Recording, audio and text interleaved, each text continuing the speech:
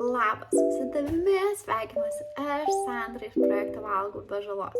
Kadangi šis šventinis laikotarpis tiems, kurie susiduria su valgymo iššūkiais, labai dažnai būna įtemptas ir pareikalaujantis daug emocijų, tai šį kartą nutariau įrašyti tau trumpą video, kurio metu padėsiu tau šiek tiek nurimti ir ramiau keliauti į šventinį laikotarpį.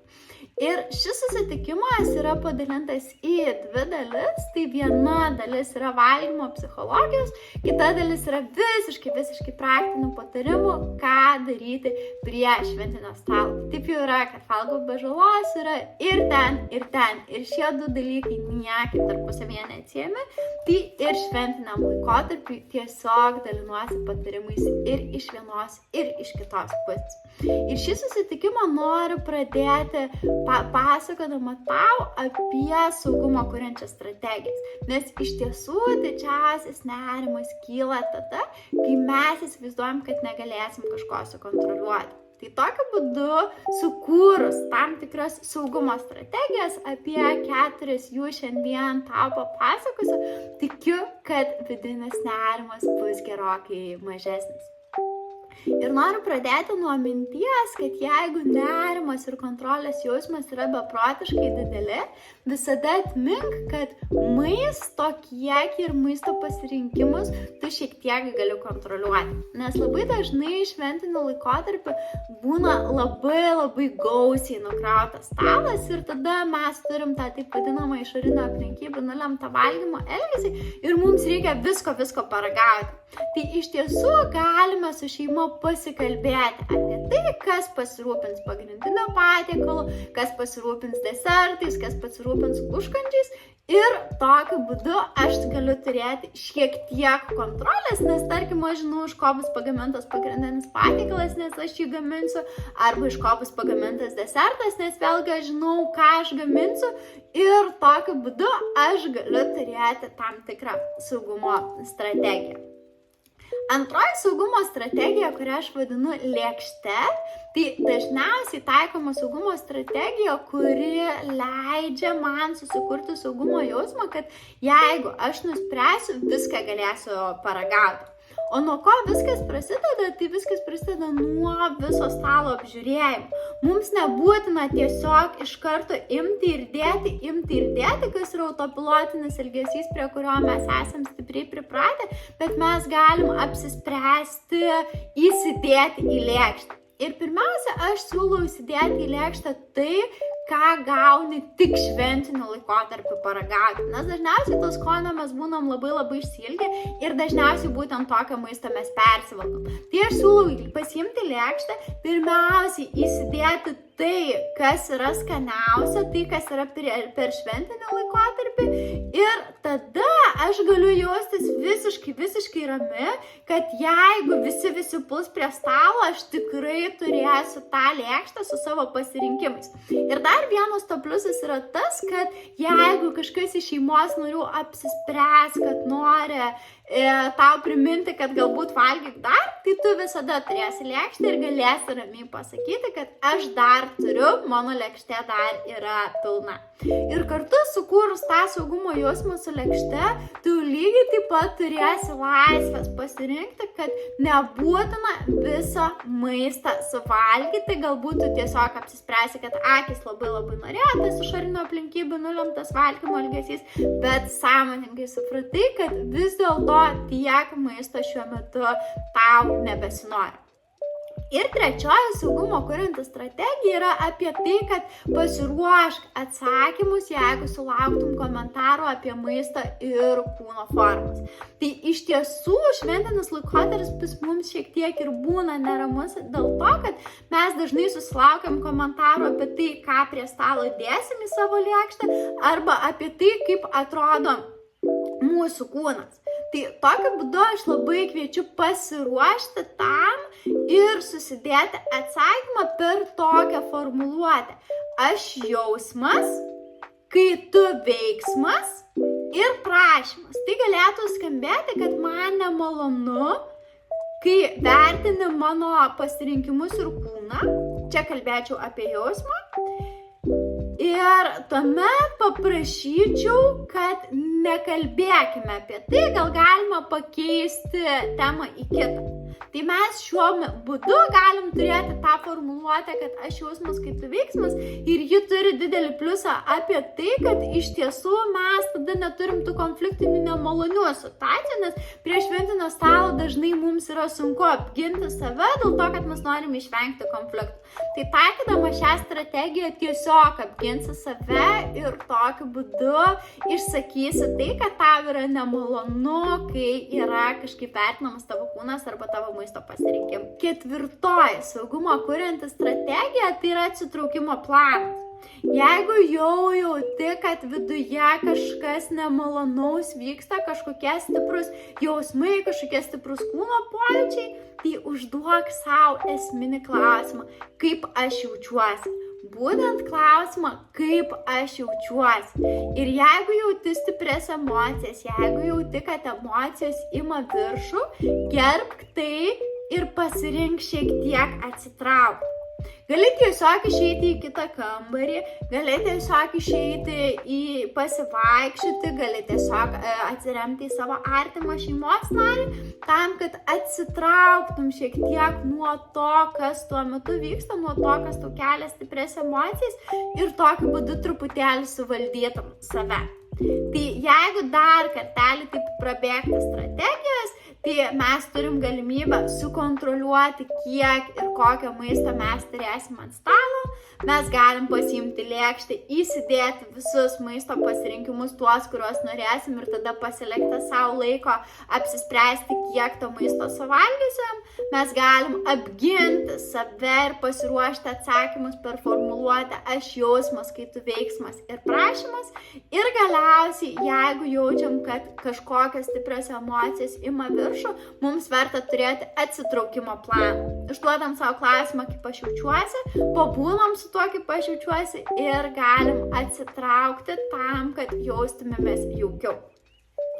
Ir kita dalis teorinė apie valgymo psichologiją, tai noriu šiek tiek pasikalbėti apie savikontrolės technikas.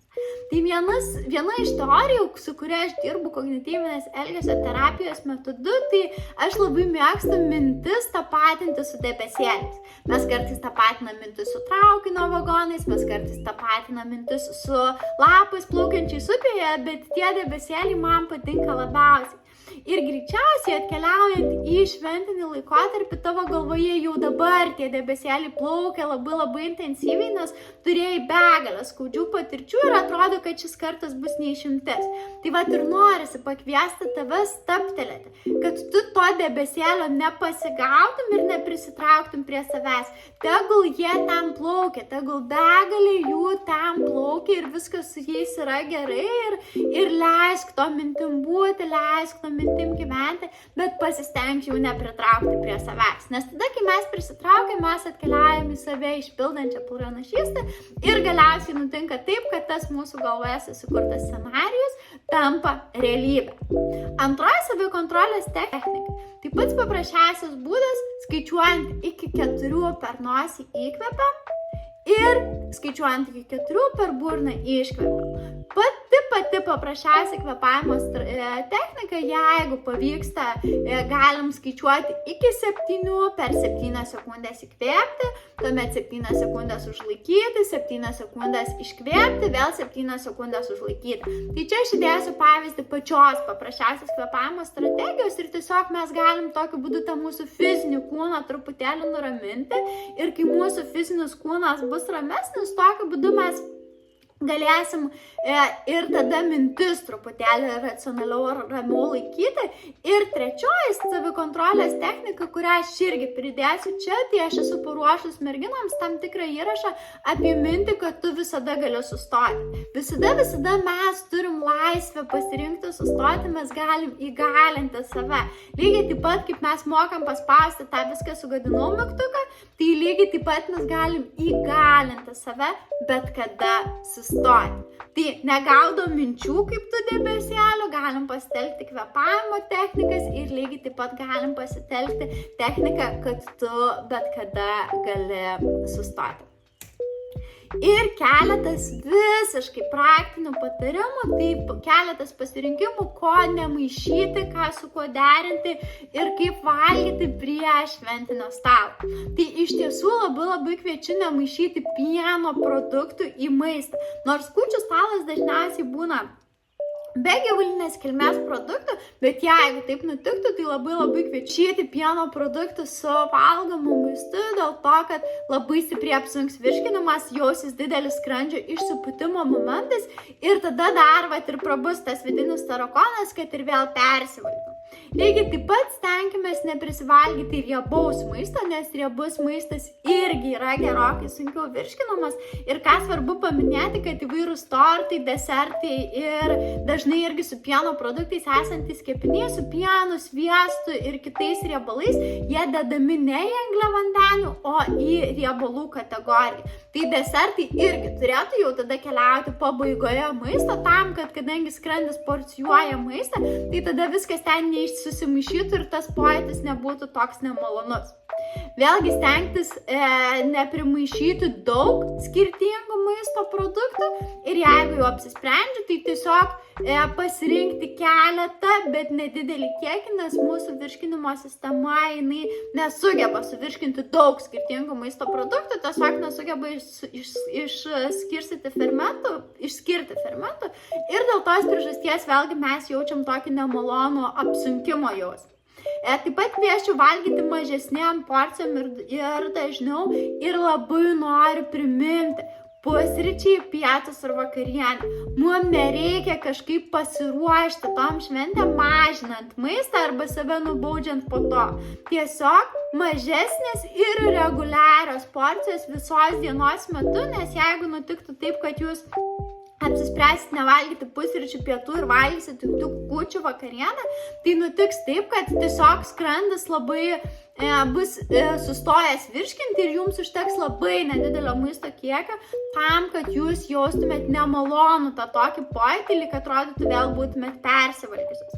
Ir valgykim lėtai, nes fiziologinis sotumo jausmas ateina maždaug po 15-20 minučių, kai mes pradedam valgyti. Tai jeigu mes kemšam, mes tada atsitraukiam, atsikeliam nuo stalo ir tik tada pajaučiam tą tokį labai pilną skrandį, bet jeigu mes neskubėsim, jeigu mes gerai sukramtysim maistą, tai tokiu būdu mes tiesiog pajausim tą fizinį sotumo jausmą ir galėsim anksčiau pasitenkinti be persivalgymų.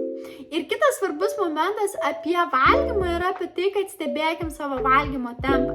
Nes tiek klientų tarpe, tiek tyrimai kalba apie tai, kad mes esam linkę perimti kito žmogaus valgymo tempą. Tai jeigu aplinkiniai valgo greitai, tai tikėtina, kad ir aš tą patį padarysiu, suvalgysiu ir tada bėgsiu kalbėtis ar kažką kitą daryti. Tai sąmoningai stabtelim ir valgymui stenkime skirti 15-20 minučių. Tai stenkimės neprimaišyti pieno produktų, stenkimės neprimaišyti riebių produktų, stenkimės neprimaišyti apskritai daug skirtingų maisto produktų. Nepamirškim, kad iki šventinės vakarienės turi būti ir pusryčiai, ir pietus, ir nieko mažinti nereikia. Ir valgykim lėtai tam, kad pajautę tą fizinį sotumo jausmą galėtumėm sustoti. Tai ačiū Jums, gražių švenčių ir tikiuosi, kad buvo naudinga. O jeigu norėsi pasidalinti, kaip tau sekėsi pritaikyti šios patarimus, tai visada laukiu žinutės į Instagram Valgau be žalos. Ačiū tau ir gražių ateinančių švenčių.